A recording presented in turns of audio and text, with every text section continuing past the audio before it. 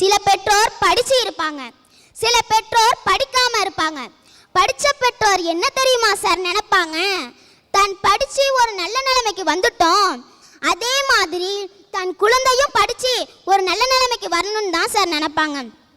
படிக்காத பெற்றோர் என்ன தெரியுமா சார் நினைப்பாங்க, தான் படிக்காம கஷ்டப்படுறோமே அது மாதிரி தன் குழந்தையும் கஷ்டப்படக்கூடாதுன்னு தான் சார் நினைக்கிறாங்க. அந்த மாதிரி பெற்றோர்களுக்கு நான் போடுறது பாஸ் மார்க் தான் சார். தாயின் சிறந்த கோவிலும் இல்லை, தந்தை சொல் மிக்க மந்திரம் இல்லை. இதுல பாத்தீங்கன்னா தாய் தந்தை 2 பேரும் வருவாங்க ஐயா. ஆனா என் வாழ்க்கையில வந்தது என் தாய் மட்டும்தான் ஐயா, என் தாய் மட்டும்தான். எங்க அம்மா இன்னைக்கு வேலைக்கு போனாதான் சார் எனக்கு சாப்பாடு. எங்க அம்மா வேலைக்கு போக காரணம் எங்க அப்பா எங்களை சின்ன வயசுலேயே விட்டுட்டு போயிட்டாங்க ஐயா. எங்க அம்மாவுக்கு 4 பிள்ளைங்க சார். 4 பிள்ளைங்களை எப்படியாவது காப்பாற்றணும் அப்படின்னு நினச்சி கூலி வேலைக்கு போவாங்க சார். அங்கே என்ன தெரியுமா சார் சொன்னாங்க, எங்கள் அம்மா கல்யாணம் ஆகிற வரைக்கும் கூலி வேலைக்கே போனது கிடையாது சார்.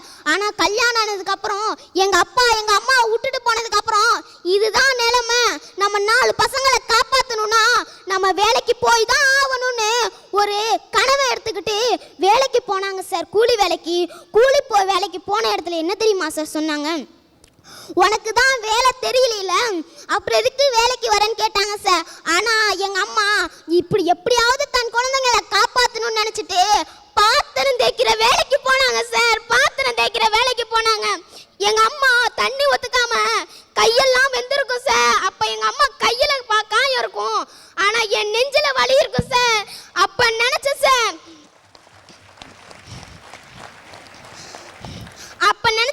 நம்மளும் படிக்கணும்னு நினைச்சேன் சார்.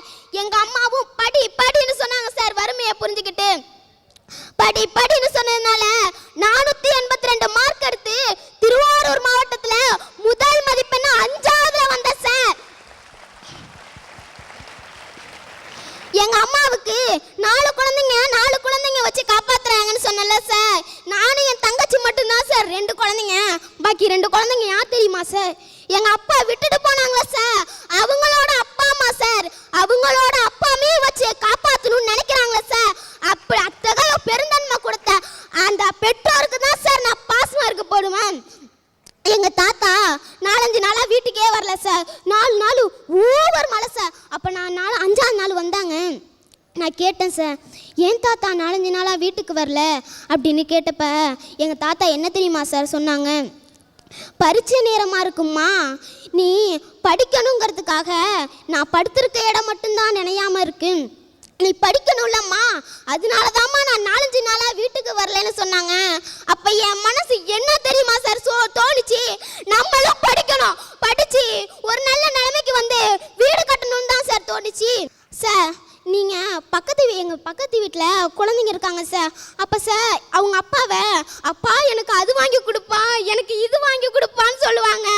அதுவும் இல்லாம அவங்கள கட்டி பிடிச்சி முத்தம் கொடுப்பாங்க சார். நான் படிச்சுட்டு உட்காந்துருப்பேன். என் மனசு, என் பிஞ்சி மனசு என்ன பாடுபட்டிருக்கும் சார். என் மனசு என்ன பாடுபட்டிருக்கும். நம்மளையும் இப்படி கொஞ்சம் ஒரு அப்பா இல்லையேன்னு நினைச்சு என் மனசு பட்ட பாடு. அப்ப என் மனசுல என்ன தெரியுமா சார் தோணுச்சு, உங்க அம்மா கஷ்டப்படுறாங்க, நீ படிக்கணும்னு தான் சார் தோணுச்சு. அதனால தான் சார் சொல்றேன், எனக்கு என்ன தெரியுமா சார் லட்சியம், படிச்சு IAS ஆகணும் சார். IAS ஆகி நான் படிச்சு ஒரு IAS ஆகி என்ன மாதிரி அப்பாலாத குழந்தைகளை எடுத்து படிக்க வைக்கணும் சார். அதான் சார் என்னோட லட்சியமே. அற்புதம். நீ IAS ஆகணும்னு சொல்றதை விட நல்ல இதயம் படைச்ச IAS ஆகணும். ஏழை எளியவர்களுக்கு உதவ வேணும்னு சொல்ற பத்தி இந்த வயசுல இப்படிப்பட்ட இதயம் படைச்சவங்களா IAS வரணும். அறிவுள்ளவர்கள் மட்டும் IAS வந்து புண்ணியம் இல்லை.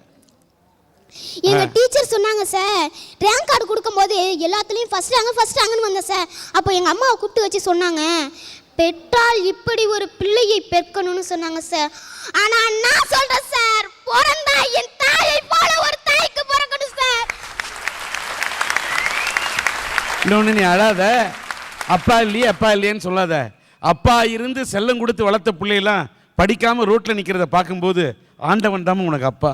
இறைவன் இருக்கின்ற வரை அவன் தான் தந்தை, இறைவன் தான் தாய். நன்றி தந்தையும் தாயுமாக இருப்பது எல்லாம் வல்ல இறைவனே. God bless you. நீ நல்லா படிச்சு நல்லா வருவ. மீண்டும் மேலே வந்து உன்னுடைய வேற ஒரு அரட்டை அரங்கத்தில் இன்னும் ஒரு நல்ல நிலை உன்னை சந்திப்பேன். இதை தவிர நீ வாழ்க்கையில் படிக்கணும்னா உனக்கு வேற எந்த உதவினாலும் நிச்சயமாக நாங்கள் இதே சன் டிவி அரட்டை அரங்கத்தின் சார்பாக உனக்கு எது வேணாலும் செய்வோம். Thank you sir. ஓகே. இந்த பெண்ணின் தாயாரை மேடை கிடைக்கின்றேன். உங்கள் பேர் என்னம்மா? ஜனனியோட தாயார் ராஜேஸ்வரி. இது ஜனனியோட சகோதரி ஸ்வீதா. இந்த ஜனனியுடைய படிப்பு செலவுக்காக சன் டிவியுடைய அரட்டை அரங்கமும் எஸ்ஆர்எம் பல்கலைக்கழகம் இணைந்து இவர்களுக்கு 10,000 ரூபாய் காசோலை இந்த மேடையிலேயே வழங்கப்படுகிறது.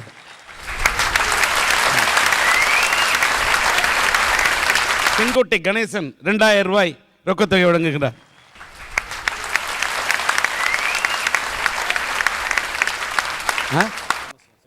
செங்கோட்டை பரமசிவம் 2,000 ரூபாய்.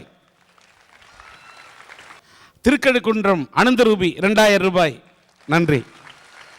மகாராஜா அவர்கள் எவ்வளவு? 500 500 ரூபாய்.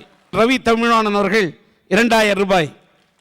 நன்றி நன்றி மிக்க. காசோலையாக 10,000ம் இங்கே சன் டிவியுடைய அரட்டை அரங்கத்தை கண்ணுற்ற இந்த நேயர்கள் 8,500 ரூபாய் ரொக்கத்தொகையும் மொத்தம் 18,500 ரூபாய் இந்த ஜனனுடைய படிப்பு செலவுக்கு வழங்கப்படுகிறது.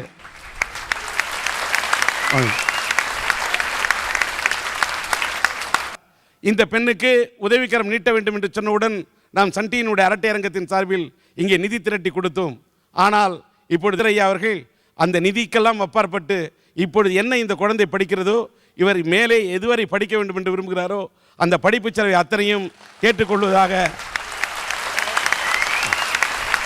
அறிவித்திருக்கிறார்.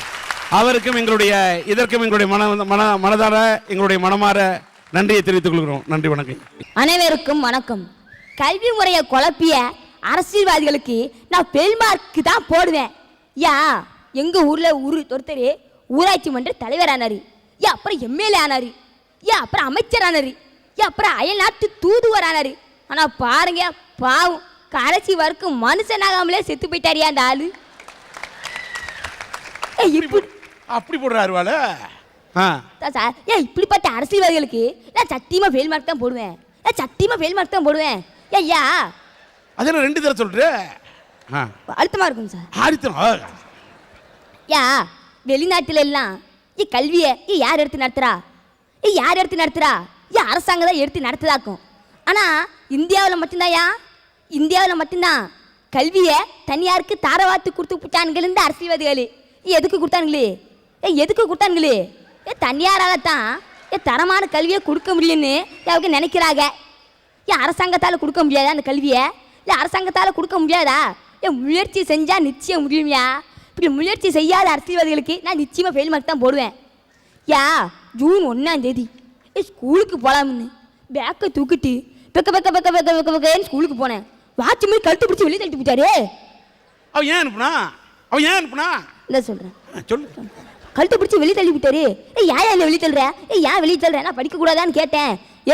இப்போ உனக்கு ஸ்கூல் கிடையாது, 1ஆம் தேதி போ, 15ஆம் தேதி வான்னு சொல்லிட்டாரு. யார் சொன்னான்னு கேட்டேன். அதுக்கு அவர் சொன்னாரு, இது ஹைகோர்ட் உத்தரவுன்னு சொல்லிட்டாரு. நான் ஸ்கூலுக்கு போறத யார் சொல்லணும்? ஏன் எத்தனாஸ்தான் சொல்லணும்?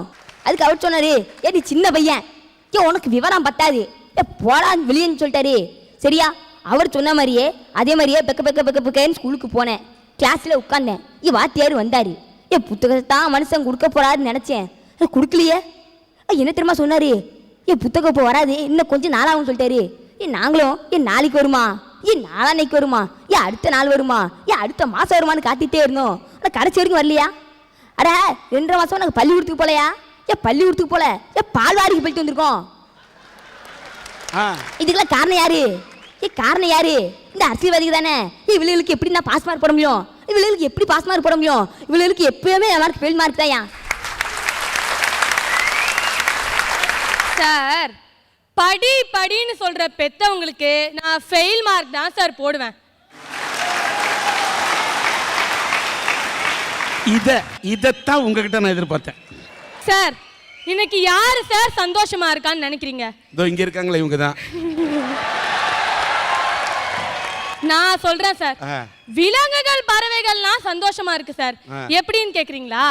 யானைக்கு போர் அடிச்சா முதுமலை காட்டுக்கு போயிடுது, பறவைங்களுக்கு போர் அடிச்சா சீசனுக்கு வேடந்தாங்கல் போயிடுது. அட அதை விடுங்க சார், எங்க அம்மாக்கு போர் அடிச்சா அவங்க அம்மா வீட்டுக்கு போயிடுறாங்க, எங்க அப்பாக்கு போர் அடிச்சா ஆபீஸ்க்கு போயிடுறாங்க சார். ஆனா எங்களுக்கும் ரிலாக்ஸ் பண்றதுக்குன்னு ஆனுவல் லீவுன்னு ஒன்று விடுவாங்க சார். அப்பாடா நாளையிலிருந்து ஜாலியா இருக்கலான்னு பார்த்தா காலையில அப்பா வருவாரு, கிளம்பு கிளம்பு அப்படின்வாரு. ஹை அப்பா நம்ம எங்கேயோ வெளில கூப்பிட்டு போறாரு போல இருக்கேன்னு நாங்களும் ஆசையா கிளம்புவோம். பார்த்தா கொண்டு போய் ஸ்போக்கன் இங்கிலீஷ் கிளாஸ்ல விடுறது. சரி ஸ்போக்கன் இங்கிலீஷ் கிளாஸ் ஆவது முடிஞ்சு வீட்டுக்கு வரலான்னு பார்த்தா அடுத்தது கோச்சிங் கிளாஸ். ஆமா சரி கோச்சிங் கிளாஸ் ஆவது முடிஞ்சு வீட்டுக்கு வந்து விளையாடலான்னு பார்த்தா கம்ப்யூட்டர் கிளாஸ். ஆமா இப்படி அவங்க மட்டும் எங்களுக்கு விடுற லீவ்ல என்ஜாய் பண்ணிட்டு எங்களை என்ஜாய் பண்ண விடாம எல்லா கிளாஸ்லயும் கொண்டு போய் சேர்க்கறாங்க பாருங்க. அந்த பேரண்ட்ஸ்க்கு நான் ஃபெயில் மார்க் தான் சார் போடுவேன்.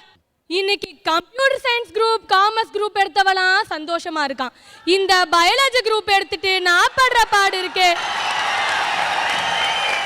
ஐயோ எங்க ஜுவாலஜி புக் எடுத்து பாத்தீங்கன்னா உங்களுக்கு குளோரோஃபார்மே கொடுக்க வேணாம், அப்படியே மைக் அடிச்சு விழுந்துருவீங்க. ஏன்னு கேட்டுக்கோங்க.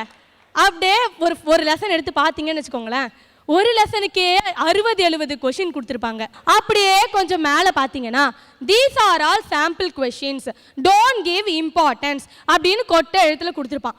இன்னைக்கு கட் ஆஃப் கேட்டா எனக்கு நெஞ்சு வலியே வந்துடும் போல இருக்கு.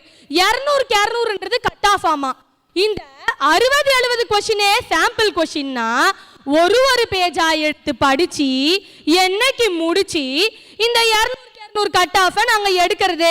இப்படியே போயிட்டு இருந்துச்சுன்னு வச்சுக்கோங்களேன், எங்க நிலைமை எப்படி தெரியுமாவும், தெய்வ திருமகள்ல வர கிருஷ்ணா கேரக்டர் மாதிரி எக்ஸாம் அண்டாச்சி அப்படிதான் சார் இருக்கும். இன்னைக்கு முக்கியமா இந்த பேரண்ட்ஸ் எங்களை தொல்லை பண்றது இந்த கம்பாரிசன் தான் சார். நம்ம 5 வரல ஒன்னாவா சார் இருக்கு, அப்புறம் எப்படி பக்கத்து வீட்டுக்கிட்ட இருக்க பொண்ணோட கெப்பாசிட்டி மட்டும் எனக்கு எதிர்க்கணும் இந்த பேரண்ட்ஸ் எதிர்பார்க்கறாங்க. இதுல இப்ப சொன்னேனே இந்த 200க்கு 200 கட் ஆஃப், இதை நாங்க டார்கெட்டா வச்சுட்டு படிக்கணுமாமா. இவங்க கம்பாரிசன்றாங்களே, பக்கத்து வீட்டு பொண்ணு ஸ்கூட்டி வாங்குச்சுன்னா எனக்கு வாங்கி தாங்கன்றாங்க, பக்கத்து வீட்டு பொண்ணு கெவுனு போட்டுச்சுன்னா எனக்கு வாங்கித்தான்றாங்க. ஆனா பக்கத்து வீட்டு பொண்ணு மட்டும் படிக்குது நீ படிமான்னு சொன்னா மட்டும் அது மட்டும் செய்ய மாட்டாங்களா சார்? இது என்ன சார் கொடுமை? அதேதான் சார் நானும் எங்க அம்மா கிட்ட சொல்றேன், அம்மா பக்கத்து வீட்டு ஆன்டி நைட்டு தாமா சீரியல் பாக்குறாங்க, நீ மட்டும் ஏமா காலையில இருந்து சீரியல்லே உக்காந்துருக்கேன்னு. அப்ப எங்க அம்மா மட்டும் கேக்குறாங்களா சார்? இப்ப நான் சொன்னனே இந்த 200க்கு 200 கட் ஆஃப், இதை கொண்டு போய் நம்ம கட்ட பொம்மன்ட்ட கொடுத்துருந்தா கூட இந்த கட் ஆஃபை படிக்க முடியாம நொந்து போய் என்ன தெரியுமா சொல்லியிருப்பாரு, exam, hall ticket, result, tuition, coaching. யாரை கேட்கிறார்கள் 200க்கு 200 கட் ஆஃப்? எதற்காக கேட்கிறார்கள் 200க்கு 200 கட் ஆஃப்? எப்படி என்னால் எடுக்க முடியும் 200க்கு 200 கட் ஆஃப்? எங்களுடன் டியூஷனுக்கு வந்தார்களா, கோச்சிங் கிளாஸ்க்கு வந்தார்களா, இரவு பகல் கண் முழித்து படித்தார்களா? பின்பு ஏன் எங்களை எடுக்க சொல்கிறார்கள் 200க்கு 200 கட் ஆஃப்?